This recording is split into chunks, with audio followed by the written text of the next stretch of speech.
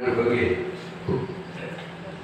الهباء وتوصف من التجاد البقية نسادنا بأرجساب عليه الدروس وأفضل إلى رب رحيم شيخنا سادنا حبيبنا الحبيب الذي من عمي من حسنة وكفمنا وغابرنا واسلافنا وشيوخنا ورجال صلبنا إلى حضرة النبي محمد صلى الله عليه وسلم. الفاتحة. بسم الله الرحمن الرحيم. الحمد لله رب العالمين الرحمن الرحيم صراط الذين أنعمت عليهم غير المغضوب عليهم ولا الضالين آمين. السلام عليكم ونفعني وبعلمه بكتاب أمين إلى أنقذ. Mula kalimat jenazah beliau sampun mempelajari bagian daripada sholat, mulai baik itu gerakan, baik itu zikir, rukun dan sunnah sholat. Di sini menginjak kepada penjelasan tentang aktivitas sholat dari mulai niat takbiratul ihram sampai kemarin jalsa istirahat.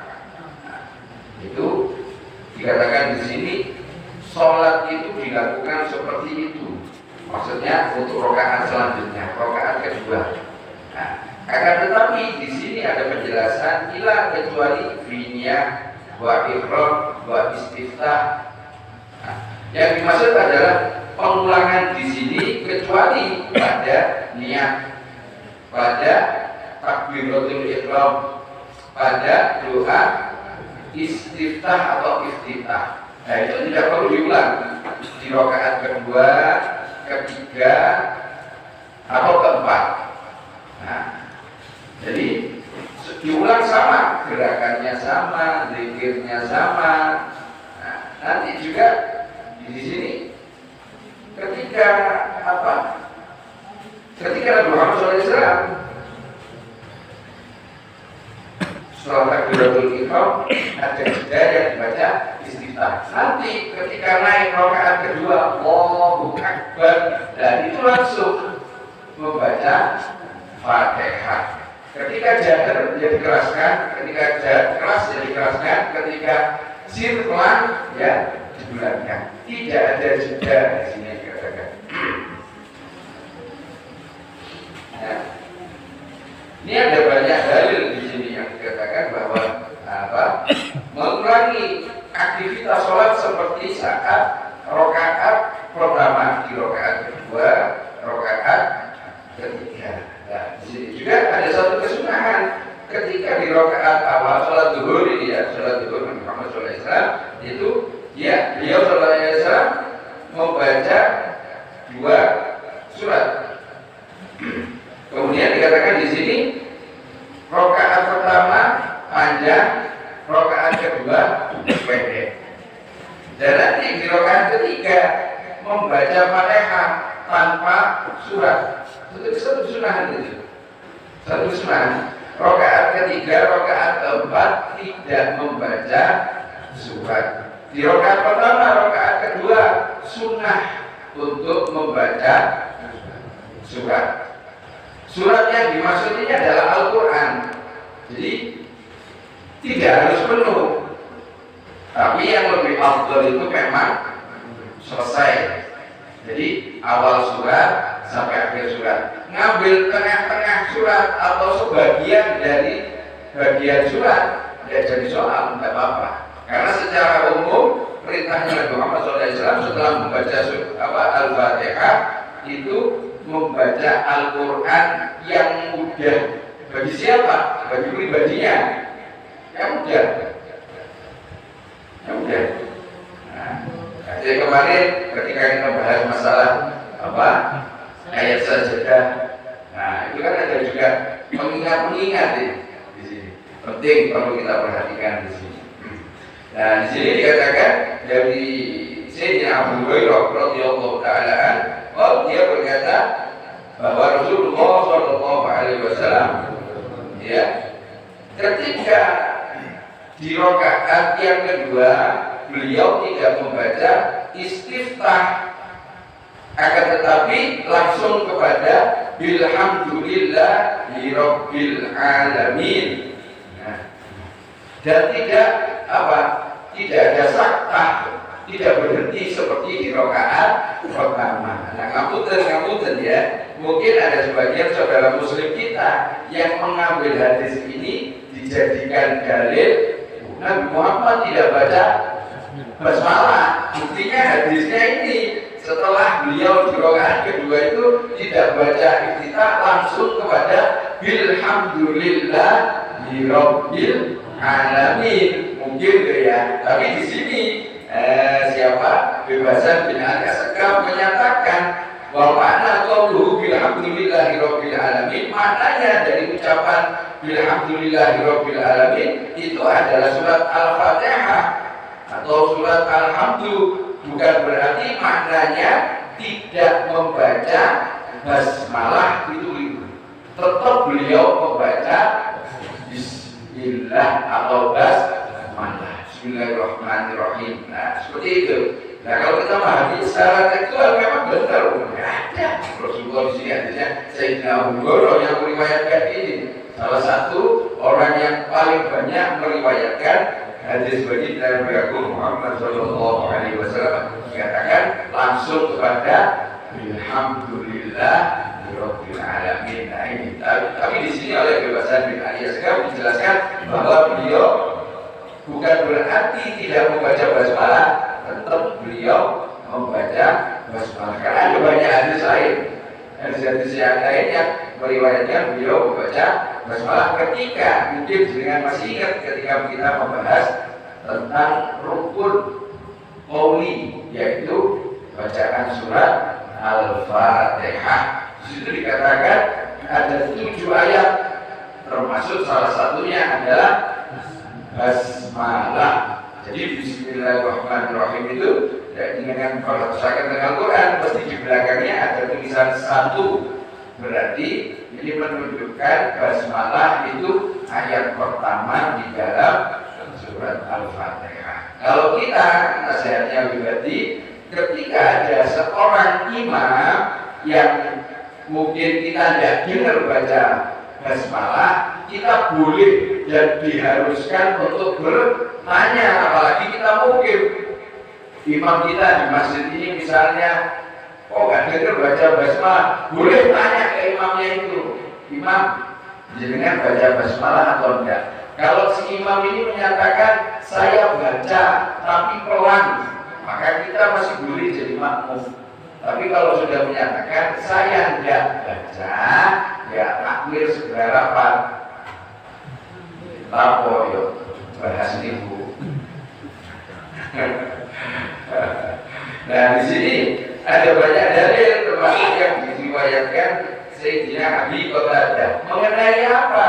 Yaitu panjangnya dari awal, maksudnya rakaat awal atas rakaat yang kedua. Ya, Abu Qatadah ini mengatakan di dalam sholat zuhur ini, ketika beliau Shallallahu Alaihi Wasallam bagi Nabi Agung Muhammad Shallallahu Alaihi Wasallam, ya setelah membaca Fatihatul Kitab, beliau membaca wasuratain, dua surat. Dan rakaat yang pertama itu memang lebih panjang dari rakaat yang kedua. Itu masalah kesunahan melalui dengan dari imam.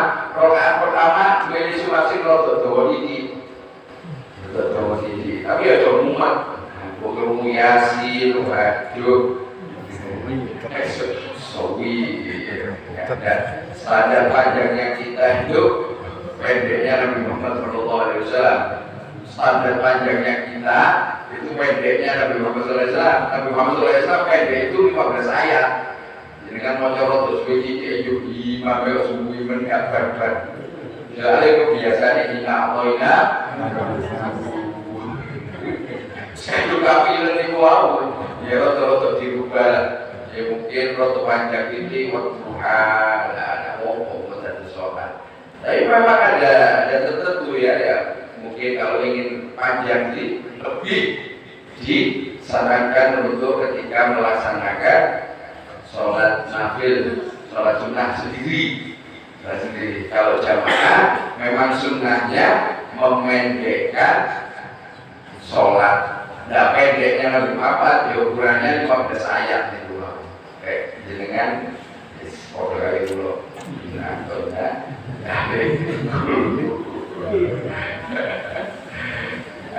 Di sini juga ada dalil yang menyatakan bahwa di rokaat yang ketiga, rokaat yang keempat, baca Fatihah itu tidak membaca surat. Ini ada di sini diriwayatkan oleh Sayyidina Sa'ad bin Abi Waqqas radhiyallahu ta'ala an. Dia menyatakan ketika beliau sholat dengan Nabi Muhammad SAW di rakaat ketiga, rakaat keempat itu beliau tidak membaca surat. Dan di sini dilanjutkan Rasulullah SAW ketika di rakaat ketiga dan ke rakaat keempat, rakaat ketiga di sholat maghrib, rakaat keempat, ketiga dan keempat di sholat isya itu beliau sir. Rakaat ketiga Fatihahnya pelan, rakaat ketiga 4 di sholat isya juga Fatihahnya pelan, lajar, tidak keras. Ini semua satu sunnah. Pernah dulu ada seorang bertanya itu, kenapa kok di sholat zuhur, sholat asar, rakaat ketiga di sholat maghrib, rakaat ketiga keempat di sholat isya itu bacaannya tidak keras.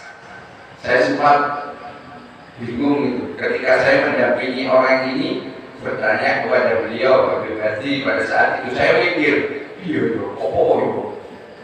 pada saat itu saya ada harapan pertanyaan dari ini tadi, ada harapan penjelasan yang jelimet atau bagaimana gitu. Waktu itu ternyata beliau dengan santainya menjawab, kenapa kok sholat zuhur, asar, rakaat ketiga di sholat maghrib, rakaat ketiga 4 di sholat isya itu tidak jahar? Karena Nabi Muhammad SAW seperti itu.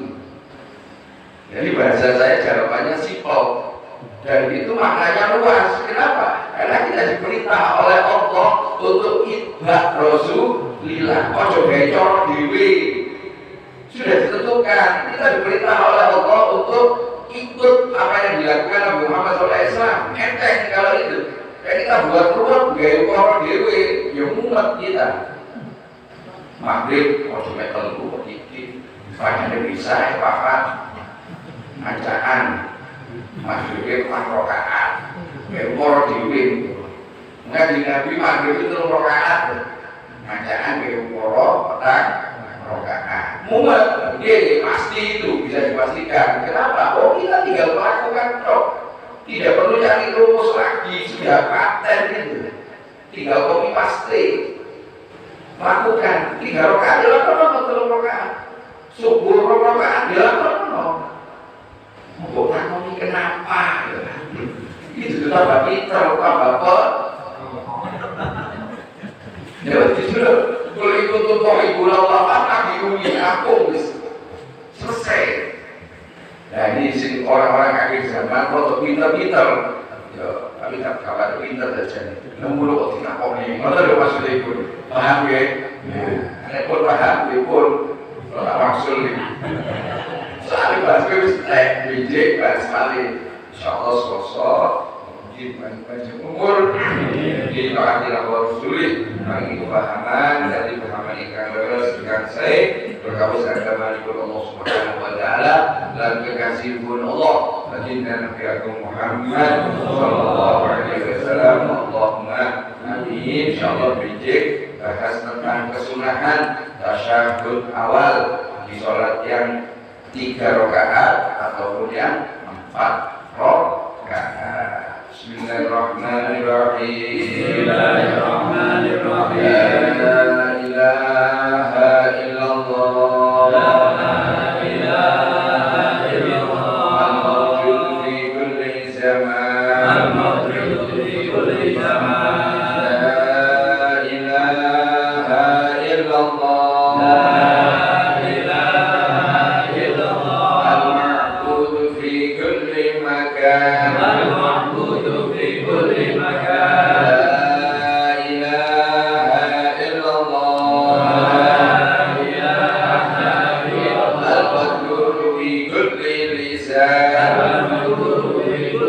ihsan. La ilaha illallah.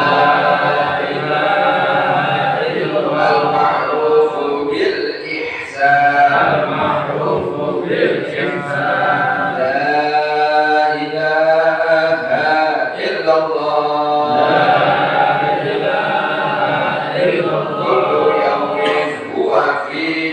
Kullu yawmin huwa fi shan. La ilaha illallah. Al-aman, al-aman. Min zawalil iman. Wa min fitnati syaitan. Ya qadimal ihsan.